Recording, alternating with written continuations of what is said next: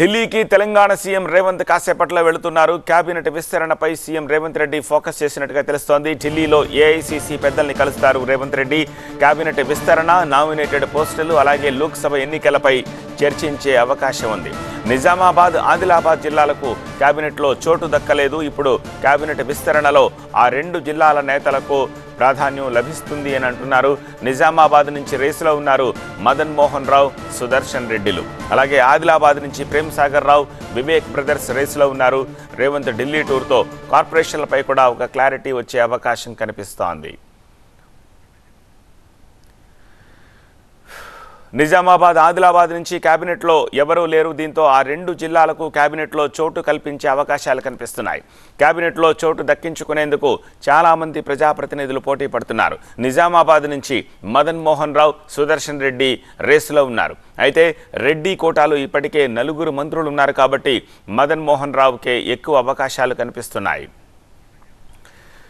ఇక ఆదిలాబాద్ నుంచి ప్రేమ్ సాగర్ రావు, Vivek brothers cabinet birth ఆశిస్తున్నారు. అయితే ప్రాంతీయ సామాజిక సమీకరణలను పరిగణనలోకి తీసుకుని కేబినెట్ విస్తరణ చేపట్టే ఆలోచనలో ఉంది రేవంత్ సర్కార్. మరోవైపు 40కి పైగా కార్పొరేషన్లకు చైర్మన్ల నియామకం పైన ప్రభుత్వం ఫోకస్ పెట్టింది. పార్లమెంట్ ఎన్నికలు వచ్చేలోపే ఈ పదవులన్నీ భర్తీ చేస్తే పార్టీకి కలిసొస్తుందనే ఆలోచన చేస్తోంది కాంగ్రెస్. ప్రత్యేక విమానంలో సీఎం రేవంత్తో పాటు రాష్ట్ర కాంగ్రెస్ ఇన్ఛార్జ్ దీపాదాస్ మున్షి ఢిల్లీ వెళ్లనున్నారు. కర్ణాటక కాంగ్రెస్ ఇన్ఛార్జ్ రణదీప్ సుర్జేవాలా కొడుకు పెళ్లికి సీఎం రేవంత్ హాజరు కానున్నారు.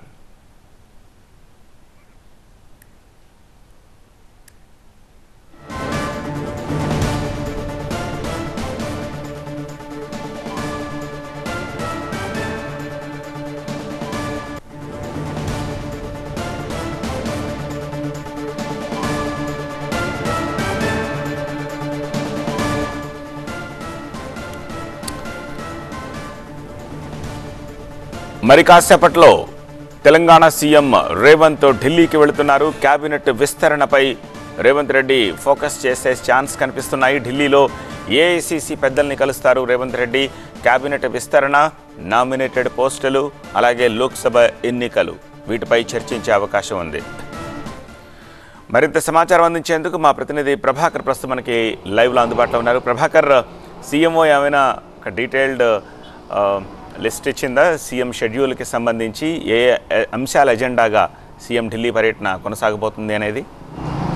3 గంటలకైతే బేగంపేట ఎయిర్పోర్ట్ నుంచి సీఎం ప్రత్యేక విమానంలో ఢిల్లీ బయలుదేరబోతున్నట్లయితే తెలుస్తుంది. ఇప్పటికైతే సీఎంఓ నుంచి అఫీషియల్గా రాకపోయినా సీఎంఓకి సంబంధించిన అధికారులు మాత్రం దీన్ని ధృవీకరిస్తున్నారు. ఢిల్లీకి సంబంధించిన ఏర్పాట్లు కూడా కొనసాగుతున్నాయి. సీఎంతో పాటుగా ప్రత్యేక విమానంలో రాష్ట్ర కాంగ్రెస్ ఇన్ఛార్జ్ దీపదాస్ మున్షి కూడా వెళ్తున్నారు. ఈ రోజుకైతే రణదీప్ సుర్జేవాలా కొడుకు పెళ్లికి హాజరు కానున్నట్లుగా తెలుస్తుంది. సో ఇది ప్రైవేట్ కార్యక్రమం పూర్తిగా. సో ఈ రోజుకు దీనికి కన్ఫైన్ అయ్యి రేపు ఎల్లుండి మిగతా ఏఐసీసీ పెద్దలను కలవడంతో పాటుగా కొన్ని పెండింగ్ పనులు ఇక్కడ ఏవైతే ఉన్నాయో, క్యాబినెట్ విస్తరణ కానీ, కార్పొరేషన్ల భర్తీ కానీ, పార్లమెంట్ ఎలక్షన్స్ స్ట్రాటజీస్ కానీ, టికెట్లకు సంబంధించిన అంశాలు కానీ, వీటిపైన కూడా ఏఐసీసీ పెద్దలతో సీఎం రేవంత్ చర్చించే అవకాశం అయితే కనిపిస్తుంది. సో దీనికి సంబంధించి ఇప్పటికే అసెంబ్లీ సమావేశాలు ఉన్నందున గత కొద్ది రోజుల క్రితం జరగాల్సిన ఢిల్లీ పర్యటన ఈ రోజుకు పోస్ట్ పోన్ అయిందని చెప్పేసి మధ్యాహ్నం 3 గంటల తర్వాత ఇక్కడ నుంచి బయలుదేరబోతున్నారు. ఇంకా తెలంగాణకు సంబంధించి క్యాబినెట్లో ఇప్పటికే 12 మంది ఉన్నారు సీఎంతో కలిపి. ఇంకొక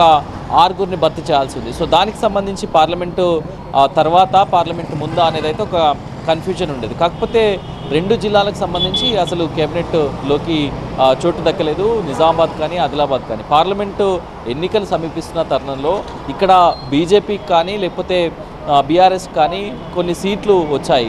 ఆదిలాబాద్ జిల్లాలో 4 సీట్లను బీజేపీ గెలుచుకుంది. నిజామాబాద్ జిల్లాలో, ఉమ్మడి జిల్లాలో 3 సీట్లను గెలుచుకుంది. సో ఇక్కడ బీజేపీ బలంగా ఉంది. క్యాబినెట్ మంత్రులు, ఆ జిల్లాకు సంబంధించిన మంత్రులు ఎవరు క్యాబినెట్లో లేరు. సో కోఆర్డినేషన్ కొంత ఇబ్బంది అవుతుంది. మొదటగా ఈ రెండింటిని అయితే భర్తీ చేయాలనే ఆలోచనలో ప్రభుత్వం అయితే ఉన్నట్టుగా తెలుస్తుంది. సో దీన్ని రెండింటిని భర్తీ చేయడం, అట్లాగే కొన్ని నామినేటెడ్ పోస్టులను భర్తీ చేయడం, పార్లమెంట్ ఎలక్షన్స్కు సంబంధించి సీట్ల ప్రక్రియ అయితే అప్లికేషన్స్ ప్రక్రియ పూర్తయింది. సో సీట్ల ప్రక్రియ ఎట్లా ఉండబోతుంది అనే దాన్ని అయితే ఏఐసీసీ పెద్దలకైతే రేవంత్ వివరించబోతున్నారనేది తెలిసింది. సో మొత్తానికి అటు ప్రైవేటు పొలిటికల్ టూర్గానే చెప్పొచ్చు. ఈ రోజు వరకు మాత్రం ప్రైవేట్ ప్రోగ్రామ్ అయితే ఉంది. రణదీప్ సుర్జేవాలా కొడుకు పెళ్లికి హాజరైన తర్వాత రేపు ఎల్లుండి డెవలప్మెంట్స్ అయితే మనకు తెలిసే అవకాశం ఉంది. సత్య.